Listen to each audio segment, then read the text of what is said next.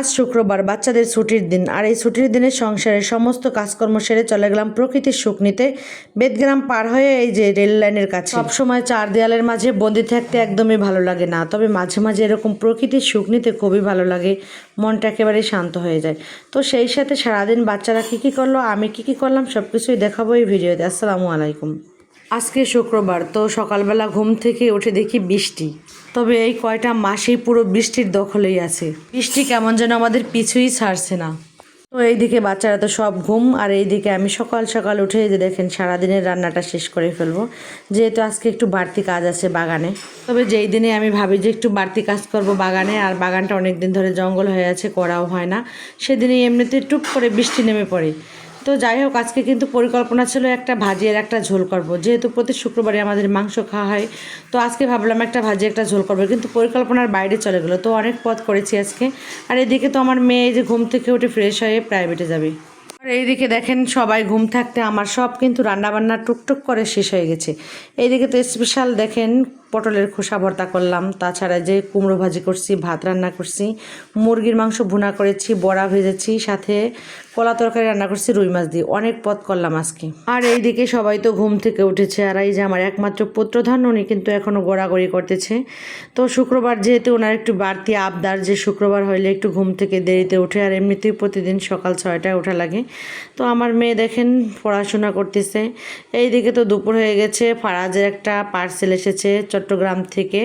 তো তার মার একজন প্রিয় বান্ধবী দেখেন কত দূর থেকে ফারাজের জন্মদিন উপলক্ষে সুন্দর একটা লাল গাড়ি পাঠিয়েছে।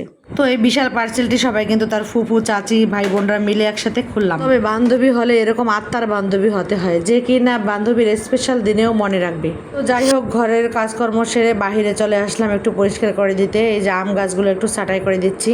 তো বাগানটা বেশ কিছুদিন হয়েছে জঙ্গল হয়ে আছে, আর এই যে কলা গাছগুলো কেটে কেটে পরিষ্কার করে দিচ্ছি। কলা গাছগুলো মরে গেছে কেন জানি না, তবে আবারও কিন্তু নতুন পোট হয়েছে। এই যে দেখতেই পাচ্ছেন একটা সুন্দর ড্রাগন গাছ। বাগানের জায়গার মালিক আমি হলেও এই ড্রাগন গাছের হকদার কিন্তু আমি না। তবে এই ড্রাগন গাছের পুরো মালিকই কিন্তু আমার প্রবাসী দেবর। বাগানের সব গাছ আমি লাগালেও কিন্তু এই ড্রাগন গাছ লাগিয়েছে আমার প্রবাসী দেবর নিজের হাতে। তবে প্রবাসী প্রিয় দেবর, তোমাকে মন থেকে অনেক অনেক ধন্যবাদ এই সুন্দর গাছটি আমার বাগানে রোপণ করার জন্য। আমার এই সুন্দর উদ্যোগে ভালোবাসা দিয়ে গাছটা লাগানোর কারণে আমরা আজকে এই ড্রাগন গাছ থেকে সুন্দর ফ্রেশ ফ্রেশ ফল খাচ্ছি। পরিবারের প্রতিটি মানুষেরই এমন ছোট ছোট অবদানে কিন্তু একটা বাড়িকে সত্যিকারের সুন্দর সংসার বানিয়ে তোলে। এইদিকে তো বাগান পরিষ্কার করতে করতে তো বৃষ্টিও চলে আসলো, মেঘ হয়েছে অনেক। তো আমার মেয়ে দেখেন কাপড় চোপড়গুলো কিন্তু আগায় নিচ্ছে। মেয়েরা থাকলে পরিষ্কার করার পর বাগানটা একটু অন্যরকম লাগতেছে, খুব ভালো লাগতেছিল। এখন তো আর ভয়ের কারণ নেই, বাচ্চারাও ঢুকতে পারবে এর ভিতরে। তো এক সাইড পরিষ্কার করে এবার আসছি অপর সাইডে। সব মিলিয়ে বাগানটা কিন্তু মাশাআল্লাহ ভালোই বড়।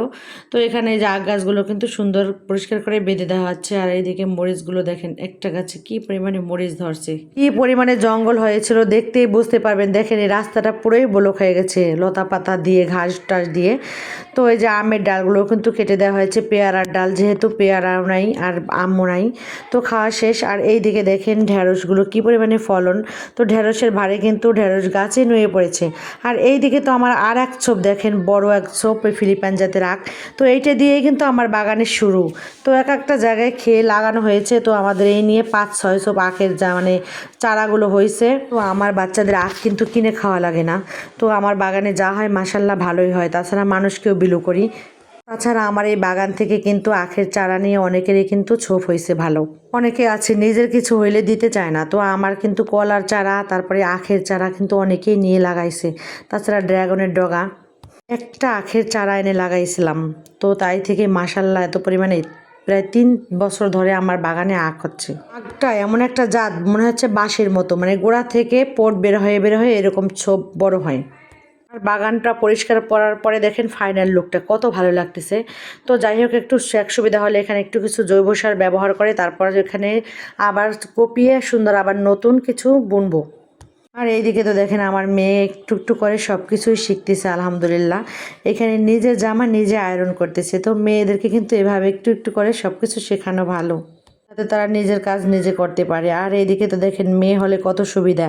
আর আমার ছেলেকে তো আমি কখনোই কাছে পাই না, ছেলে মানুষ একদমই ঘরে থাকে না, একটু একটু পর পর কোথায় যে চলে যায়। তো খুঁজতে খুঁজতে এসে দেখি এই যে রাস্তায় ক্রিকেট খেলতেছে বাচ্চাদের সাথে। তো যাই হোক, সব কাজকর্ম সেরে তারপর চলে আসলাম এই যে বাচ্চাদেরকে নিয়ে একটু প্রকৃতির সুখ নিতে। তো এক বয়স্ক চাচার রিক্সায় উঠছি, তো রিক্সাওয়ালাটাও খুবই ভালো। তো বলছে কোথায় যাবেন, যেথায় যাবেন আপনাদেরকে সব জায়গায় নিয়ে ঘুরবো। অনেক রিক্সাওয়ালা কিন্তু একটু খাচ্চ টাইপের হয়, তো ওই কাকারে খুবই ভালো পাইছিলাম। তো আমাদেরকে নিয়ে চলে আসলো এই যে দেখেন রেল লাইনের কাছে, বেদগ্রাম পার হয়ে আমরা এসেছি। খুবই একটা ভালো জায়গা, আর অনেক বাতাস, এত ভালো লাগতেছিল সত্যি। আমরা মনে হয় কি রিক্সা থেকে একটু যদি নামতে পারতাম খুব ভালো লাগতো। তবে দেখেন এই যে সামনে কিন্তু রঘুনাথপুরের মেঠো পথ, এই পথ দিয়ে যেতে কিন্তু আরও ভালো লাগে।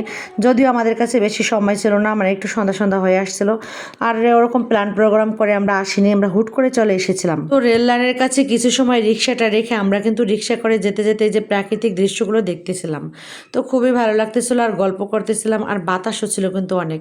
তো আমিও যেহেতু গ্রামের মেয়ে, আমার যাও গ্রামের মেয়ে, তো ওই যে আমরা শাপলা তোলার গল্প বলতেছিলাম, ওইখানে কিন্তু অসংখ্য শাপলা হয়েছিল। তো আমরা বলছিলাম যে ছোটোবেলায় কিন্তু আমরা কিন্তু শাপলা তুলছি এভাবে। তো আমার ছেলেমেয়েরা কিন্তু এই জিনিসটা খুবই মানে মিস করবে, ওরা কিন্তু এই জিনিসটা পাবে না আর কখনোই। তো যারা গ্রামে থাকবে, এই গ্রামের মজা তারাই কিন্তু বুঝবে শাপলা তোলার আনন্দটা কি ডাঙার ভিতরে।